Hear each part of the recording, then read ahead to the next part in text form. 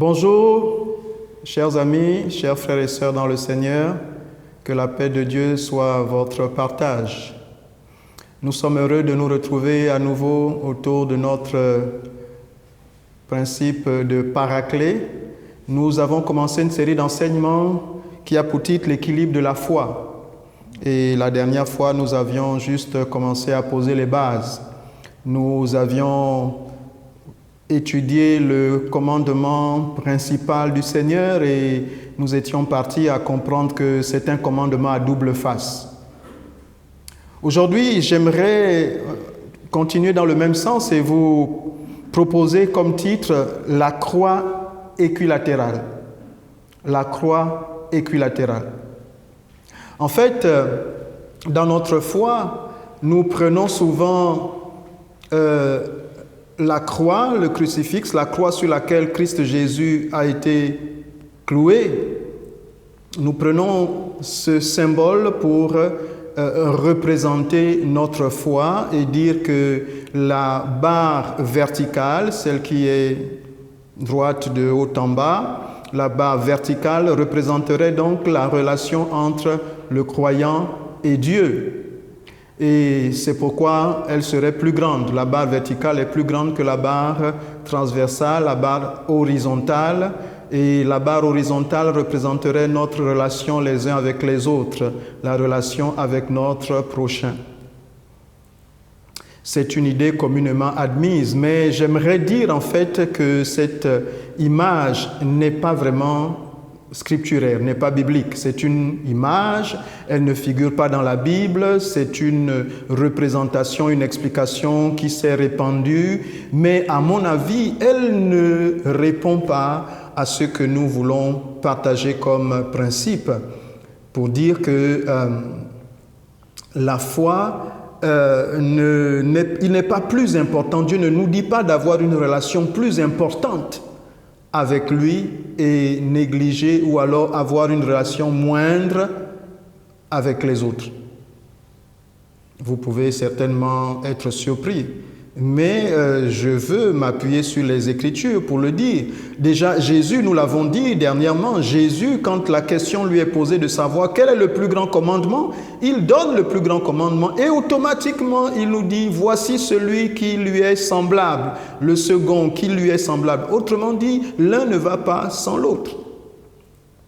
Et moi, je préférais que nous ayons à l'image, en fait, j'aimerais vous suggérer d'avoir à l'image, comme symbole de notre foi, une croix équilatérale.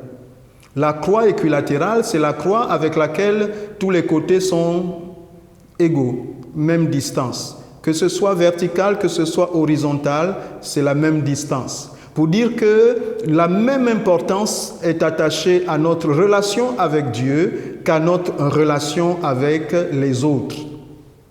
Je dirais, peut-être que vous ne serez pas totalement d'accord avec moi, mais en vérité, moi j'insiste pour dire que c'est l'image qui ressort de lorsque nous étudions les Écritures, lorsque nous nous attardons sur les versets. Jésus a insisté sur notre relation avec l'autre. Lisons quelques textes. 1 Jean chapitre 4, verset 20 nous dit ceci. Si quelqu'un dit « J'aime Dieu » et qu'il haïsse son frère, c'est un menteur.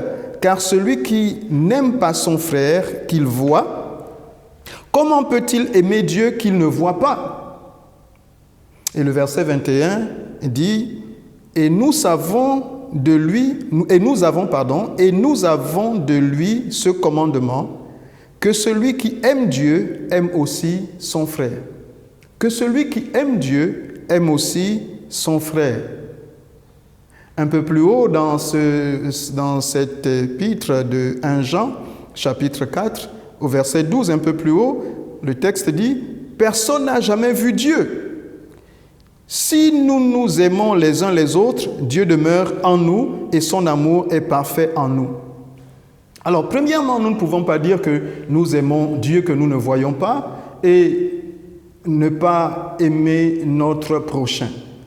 Et si nous voulons vraiment aimer Dieu, cet amour doit se manifester au travers de l'amour que nous allons avoir, que nous allons pratiquer vis-à-vis de notre prochain. Notre attitude En fait, j'allais dire même notre spiritualité est définie par notre relation avec les autres. C'est pourquoi Jean au chapitre 13, verset 35 dit « À ceux-ci, tous connaîtront que vous êtes mes disciples si vous avez de l'amour les uns pour les autres. » Donc notre spiritualité se démontre au travers de notre sociabilité. Notre spiritualité se démontre au travers de notre considération des autres. C'est nous qui avons des considérations différentes des gens, des événements autour de nous, et ce sont nos conceptions que nous nous faisons qui nous perdent. Mais la Bible, elle, ne dit pas, ne nous donne pas de définir les gens et de voir les gens autrement que ce que la Bible nous dit. Nous avons tous été créés à l'image de Dieu. Et lorsque nous regardons notre prochain, nous devons voir d'abord Dieu. En fait, si nous cherchons Dieu, nous devons nous tourner vers notre prochain pour trouver Dieu. C'est extraordinaire. Nous ne pouvons pas chercher Dieu loin.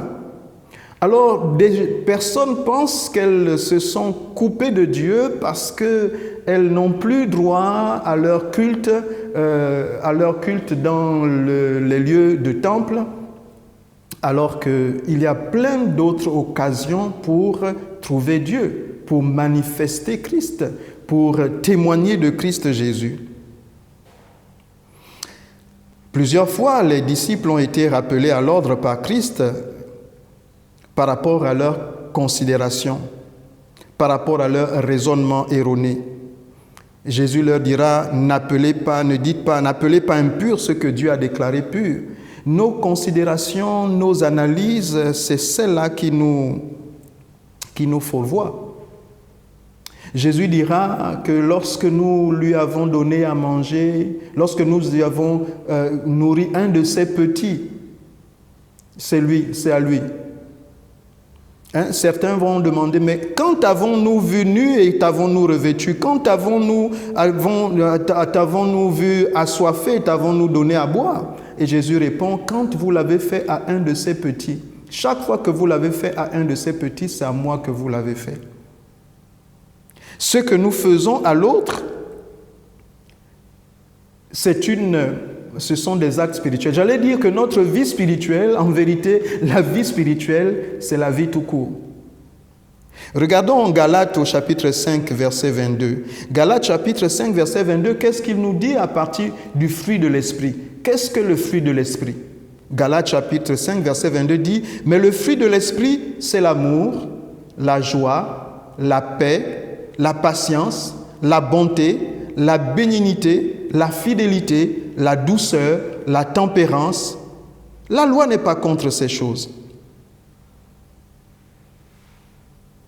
Verset 24. « Ceux qui sont à Jésus-Christ ont crucifié la chair avec ses passions et ses désirs. » Voyez-vous donc, parler de vie de l'esprit, parler du fruit de l'esprit. Donc le fruit de l'esprit, c'est l'amour, la joie, la paix, la patience, la bonté, etc. Et comment est-ce que nous manifestons l'amour, la joie, la paix, la patience? C'est vis-à-vis de notre prochain. Quelqu'un qui est toujours joyeux, la Bible d'ailleurs le recommande, soyez toujours joyeux. Lorsque nous manifestons de la joie autour de nous, lorsque nous savons mettre à l'aise les gens autour de nous, nous savons communiquer la vie autour de nous, en fait nous communiquons, nous avons une attitude spirituelle. Lorsque nous savons être patients, lorsque nous savons manifester la patience, en fait, nous avons une attitude spirituelle. Lorsque nous savons cultiver la paix autour de nous, nous avons une attitude spirituelle. Lorsque nous savons honorer nos parents, nous avons une attitude spirituelle. En vérité, la vie spirituelle, je veux le dire encore autrement, la vie spirituelle, c'est la vie tout court. En fait, c'est la vie selon que Dieu souhaite que nous vivons. La vie spirituelle, c'est la vie selon Dieu, la vie en respectant l'autre, en respectant ce que Dieu a créé, en appréciant les temps de Dieu, en appréciant la création de Dieu, en appréciant les circonstances que Dieu fait, en ayant du discernement des temps et des circonstances. C'est cela la vie. La vie spirituelle, ce n'est pas antagoniste à la vie tout court. La vie spirituelle, c'est la vie tout court. Regardez en Luc au chapitre 3, même des soldats sont venus demander à Jésus qu'est-ce qu'il devait faire pour être agréé. Des soldats, Luc chapitre 3, verset 14, des soldats aussi lui demandèrent, « Et nous, que devons-nous faire ?» Là, plusieurs disciples posaient la question de savoir qu'est-ce qu'il doit faire pour hériter le royaume des cieux. Qu'est-ce qu'il doit faire pour être sauvé? Qu'est-ce qu'il doit faire pour être de Dieu, pour être agréé par le Seigneur? Qu'est-ce qu'il doit faire? La réponse de Jésus, il répond à qui? À des soldats. Il dit, ne commettez ni extorsion ni fraude envers personne et contentez-vous de votre solde. Ça doit parler à quelqu'un, ça. Hein? C'est-à-dire que même nos agents des forces de l'ordre, pour être spirituels, ils n'ont qu'à juste ne pas commettre d'extorsion ni de fraude, se contenter de leur salaire, ne pas racketter les autres et être droit, être juste. Donc ce comportement-là, c'est un comportement spirituel déjà, c'est un comportement digne, c'est un comportement responsable. La vie spirituelle, c'est la vie naturelle selon Dieu. Elle ne s'oppose pas en fait à la vie charnelle. Lorsque nous lisons Galates chapitre 5 que nous avons lu tout à l'heure au verset 22, si nous remontons plus haut, il est dit à partir du verset 19, « Or les œuvres de la chair sont manifestes. Ce sont l'impudicité, l'impureté, la dissolution, l'idolâtrie, la magie, les inimitiés, les querelles, les jalousies, les animosités, les disputes, les divisions, les sectes, l'envie, l'ivrognerie, les excès de table, les choses semblables. Je vous dis d'avance, comme je l'ai déjà dit, que ceux qui commettent de telles choses n'hériteront point le royaume de Dieu. » Donc, le Seigneur nous aide à vivre correctement. Et la vie selon Dieu, c'est la vie qui respecte la vie. Dieu nous a donné la vie pour que nous vivions comme Dieu souhaite que nous vivions.